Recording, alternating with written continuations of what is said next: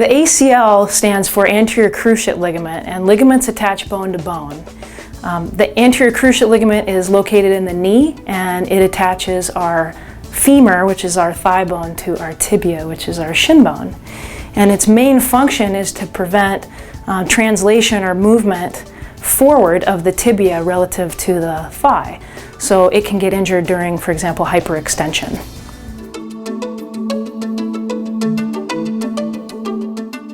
So there are over 100,000 ACL injuries every year in sports in the US. So there are several ways that the ACL can be injured, but believe it or not, 70% of those are non-contact, usually due to a improper landing technique, where there's too much abnormal force on the knee, or if the knee gets hyperextended, or if a person plants and twists or pivots incorrectly, it can pop. And typically people will notice either a painful or non-painful pop in the knee. So the ACL is the most commonly injured knee ligament in sports, and unfortunately females are 3 to 8 times more likely to tear their ACL than men, particularly if they're an athlete. Another risk factor is if an athlete or individual has had a prior ACL tear. They could re-tear the one that they injured, or they could tear the other one, unfortunately. And there are many theories as to why people tear their ACLs. Some has to do with abnormal strength between the quads and the hamstrings. As I mentioned earlier, improper technique when we jump and land. So those are some of the main reasons.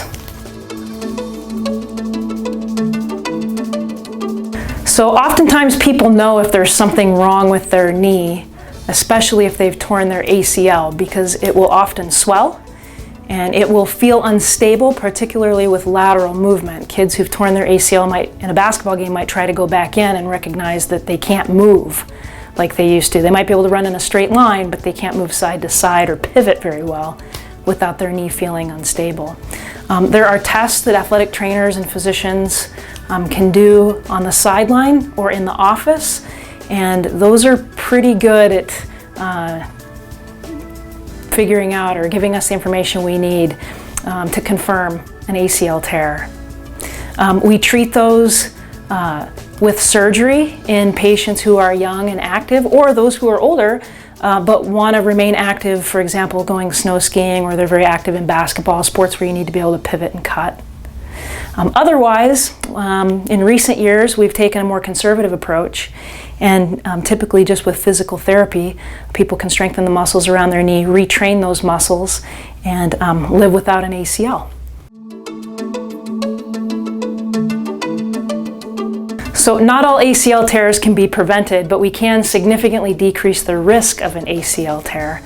And that can happen in several ways. There are plenty of ACL prevention programs that are out there in schools that athletic trainers can provide, personal trainers can provide. And really it's about mechanics, proper mechanics in your sport. So we know that things like sleeves for knees or braces, they don't prevent ACL tears. They can prevent some other things, but they don't prevent ACL tears. And so learning the proper mechanics of how to not only jump, but more importantly, how to land with enough knee flexion, which is something women don't typically do, which is why they're at increased risk for tearing their ACL. Making sure the hamstrings are adequately strong compared to the quads.